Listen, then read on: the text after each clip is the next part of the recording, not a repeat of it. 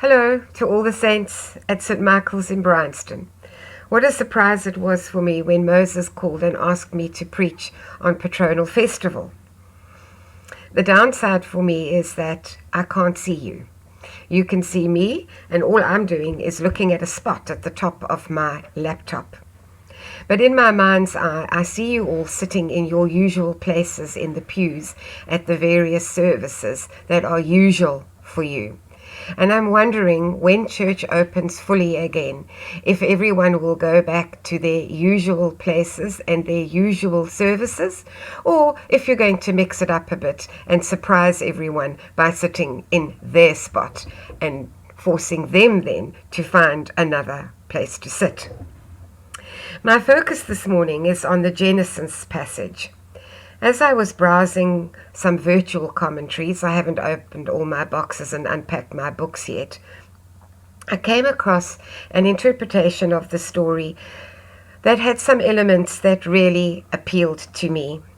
I think it fits well with where we are in looking at our sacred spaces and what going back to church might mean, especially for those who are going to be going back perhaps only much later, after they feel that the COVID-19 pandemic has calmed down to the place where they feel safe to be with others.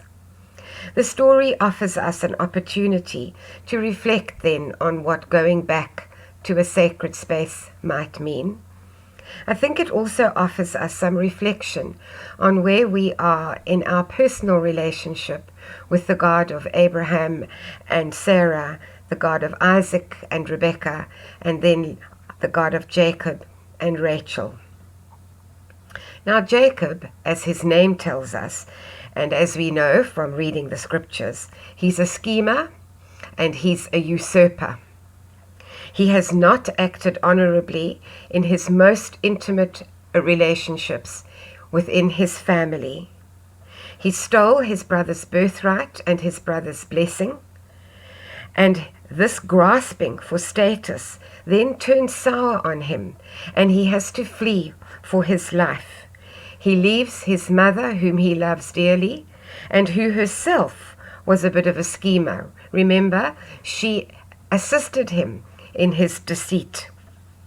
And he sets off for the place from where his ancestors Abraham and Sarah left, Haran. They were off on a journey following a call of Yahweh, and they were moving with promise in their hearts to a promised land. Jacob, however, is now reversing that journey. He has no promise, he only has fear. Night falls, and he's forced to stop and rest in this deserted place and sleep. His dream that night changes his life forever. God, up until then, was hidden to Jacob. And God then reveals God's self to him in the dream as an active presence in the life of Jacob and in the life of God's people. The dream shows Jacob that God is active not only in his own life, but in the wider community, the wider world, and in all those who are coming after him, the following generations. God appears, as is most often the case, not to the rulers, the powerful, the respected persons in communities, but to this ordinary man with a pretty dodgy past. Jacob is a refugee of his own making, and he's on the run. And what is for me so astounding is that God came and stood beside Jacob. There's Jacob lying on the ground, and he has this dream, and God is standing beside him. So despite the vision of the dream with angels going up and down, where is God? Not at the apex of the ladder. God is beside Jacob. How much comfort can we take from that we have a God who is beside us, who stands with us? And another thing to be comforted about with this is that God comes to this person who doesn't have the best track record for goodness and wholeness and holiness. Jacob so badly wanted this blessing of his father Isaac that he cheats to get it. And that desperate need caused huge familial sadness. And yet it would seem that Jacob didn't need to grab that blessing from his father, because here God is blessing him. And how often do we want to grasp things, perhaps that people can offer us, and yet there is so much more that God can offer us in our lives by way of finding out who we are, by understanding us, by guiding us, and we're not seeking the approval of those perhaps who don't matter that much to us. But when God blesses Jacob, as always, the blessing is not just for him. It is for his descendants and all the families of the earth. It's a far wider blessing than that blessing he would have received from his biological father. The God who established the covenant with Abraham and Isaac now establishes a covenant with Jacob. And part of that covenant is the assurance of God's presence beside him. And perhaps that's something to think about too, as the ways in which God has blessed us at St. Michael's, that blessing is not just for the members of the congregation right now, but there is a sense in which that blessing needs to be taken to the wider world. Jacob is alone and he's an outcast, but he's drawn into this generational covenant with God, and those who will come after Jacob will be part of the covenant too. On waking in this bare, barren place, Jacob now sees the world differently. He looks around him and he sees not just a perhaps dry, deserted place, but he now sees that he is on holy ground.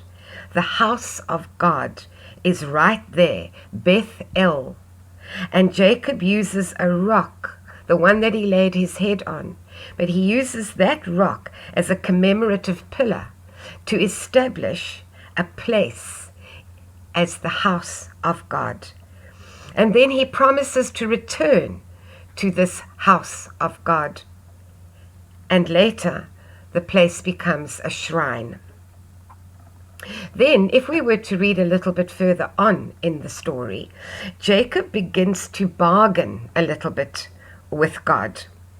Jacob says, if God will be with me and will keep me in this way that I go, and will give me bread to eat and clothes to wear, so that I come again to my father's house in peace, then the Lord shall be my God, and this stone which I have set up for a pillar shall be God's house. And all that you give me, I will surely give 1/10 to you. We can and do encounter God anywhere, but there are places which are often special to us and significant, perhaps where we had an encounter with God in a very particular way. St. Michael's has a foundation stone, a reminder of the consecration of the ground and the building to the glory of God. It is, if you will, the stone of Jacob. How will the return to this sacred place be for you whenever that happens? Is there anything you as an individual might choose to do differently at St. Michael's from the way that you did prior to this pandemic? Do you think you might have a renewed appreciation for the church and what is offered at the church? Are there any changes that this time away from gathering as church may have suggested to you that would be appropriate appropriate?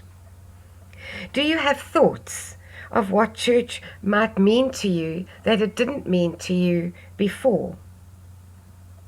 And remember that Jacob was drawn into this generational covenant with God. We do not live to ourselves alone. We do not live as a church for our current generation only. We are there because of the generations before us. And in this generational thinking, we have to know that we are going to be offering and leaving this church to the generation who comes after us. What will we leave for them? What will they find when they come to St. Michael's? What welcome will they find? What hope will they find?